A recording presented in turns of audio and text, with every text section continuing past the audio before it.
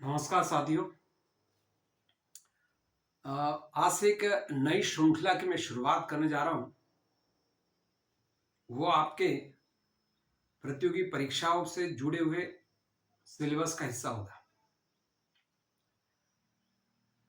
आपने अपने सिलेबस में ये देखा होगा, संविधान एक बहुत महत्वपूर्ण विषय होता है और उसको जानना समझना बहुत जरूरी है। और वो केवल परीक्षा की दृष्टि से ही उसको जानना समझना नहीं है, बल्कि वो हमारे जीवन में भी काम आता है।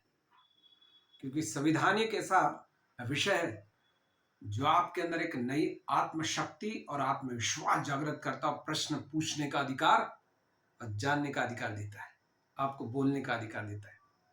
तो ये जो संविधान का जो विषय है, इसमें एक विषय वस्तु है फंडामेंटल राइट्स। ये संविधान का बहुत महत्वपूर्ण हिस्सा है और भारतीय नागरिकों से जुड़ा हुआ है। ये एक ऐसी व्यवस्था है जिससे भारत का हर नागरिक जिसने 26 जनवरी 1950 के बाद यहां जन्म लिया है, वो इस देश का नागरिक है।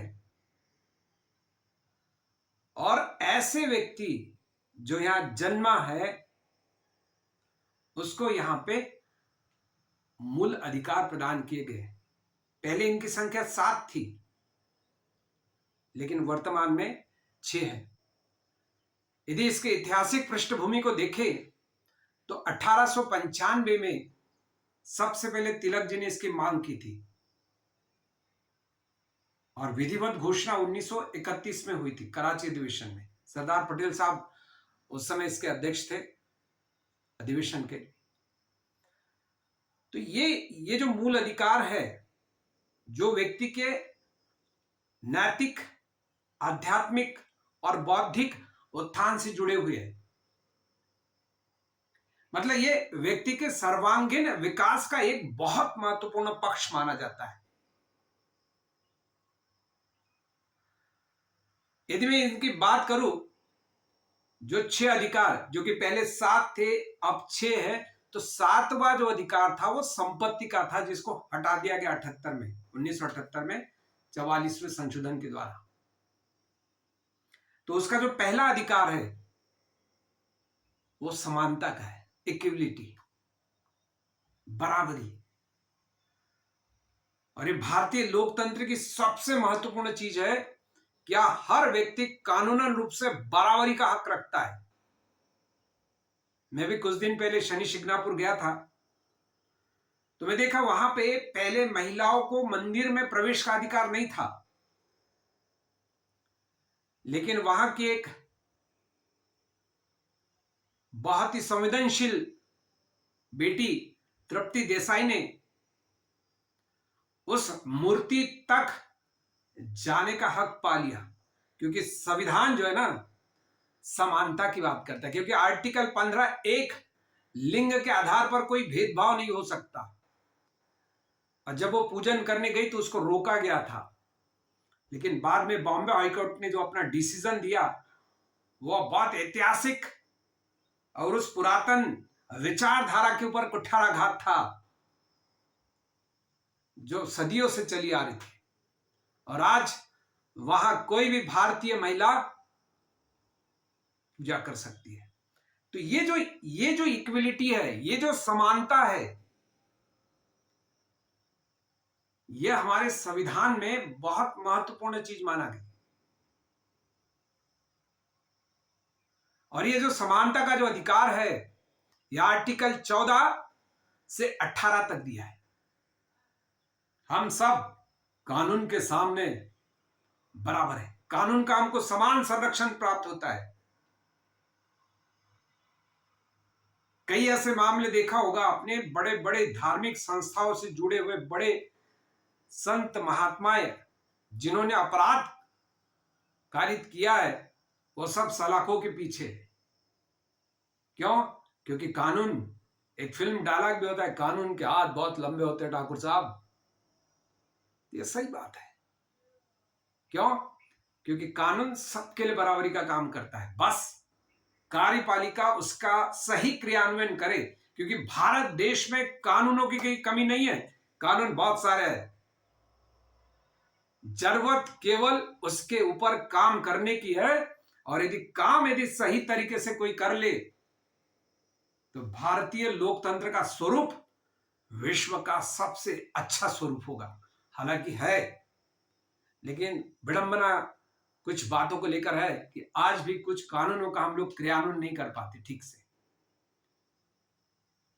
तो व्यवस्था में कोई कमी नहीं है, व्यवस्था में जो लोग बैठे हैं उनको काम करने की सही उनके नैतिक ईमानदारी है। तो 14 से 18 में पहला जो पक्ष है वो कानून के सामने है, सब बराबर है। फिर दूसरा पक्ष जो है वो आपके साथ किसी भी तरह का भेदभाव रोकता है, चाहे वो जाति के आधार पर हो, धर्म के आधार पर हो या वंश के आधार पर। आपके साथ कानून कभी भी भेदभाव नहीं करेगा। यद्यपि हमारी इस अमृत महोत्सव के काल में संविधान ने भले ही हमको अधिकार दे दिया कि हमारे साथ कोई भेदभाव नहीं हो सकता, लेकिन आज भी भारत के कई ऐसे इस व्यवस्था, सामाजिक व्यवस्था को देखिए, आज भी वह जात पात चलती है। यह हमारी समाज की बहुत बड़ी दुखदायी परिस्थिति है। लेकिन हमारा संविधान जाति, धर्म, वंश, जन्म स्थान, लिंग, मूल निवास स्थान पे कोई भेदभाव नहीं करता। आज आपने देखा होगा, हम सब लोग साथ में बैठ के पढ़ते हैं, साथ में भ्रमण करते हैं, ये बहुत अच्छी बात है। फिर हमारे संविधान में अवसर सबके लिए बराबर है। हाँ, कुछ विशेष परिस्थितियां है जहां पे सरकार महिला और बच्चों के लिए कुछ विशेष प्रावधान कर सकते हैं, वहां पे हमको थोड़ा सा रोकना पड़ेगा। तो अवसर सबके लिए बराबर है, लेकिन विशेष परिस्थितियों में वर्ग विशेष के लोगों के लिए सरकार कुछ प्रावधान कर सकती है। ये बात संविधान के आर्टिकल 16 में है। 17 में यह बताया गया अवसर की समानता के बाद 17 में यह बताया गया अस्पृश्यता, कोई छुआछूत नहीं कर सकता। क्योंकि 1955 का जो अधिनियम आया था, अस्पृश्यता अधिनियम, उसने सब चीजों को निरस्त कर दिया है। कोई छुआछूत नहीं कर सकता। आपने एक फिल्म आई थी दशरथ मांझी, वहां पे हीरो खलनायक से कहता है अब हमारा एक कानून बन गया, हम सब बराबरी हो गए। तो वो जो बात थी कि कोई बड़ा कोई छोटा नहीं, कानूनन सब बराबर है, कोई किसी के साथ छुआछूत नहीं कर सकता, ये बात आर्टिकल 17 में दी गई है। और समानता का एक सबसे महत्वपूर्ण जो हिस्सा है एक और, वो है उपाधियों का अंत। 18 में एक फिल्म आई थी अमिताभ जी की, और कहता कि भीमा आया, उसके पापा कहते कि चप्पल को सर में उठा के रख और अंदर चल। तो उसने कहा था नहीं। ये क्या दर्शाता है? अब कोई बड़ा और कोई छोटा नहीं, क्योंकि हमारे यहां से राजतंत्र समाप्त हो गया है, लोकतंत्र आ गया है। सरकार हम चुनते हैं, सरकार हमारी होती है, प्रभुसत्ता जनता में निहित होती है। यह बात हमारे संविधान ने हमको स्पष्ट कर दी है। तो उपाधियों का अंत हो गया अब सब। हाँ, लेकिन एक चीज है, हम लोग शिक्षा से जुड़ी हुई कोई भी उपाधि धारण कर सकते, मतलब अर्जित चीज हमारी अपनी व्यवस्था का हिस्सा है।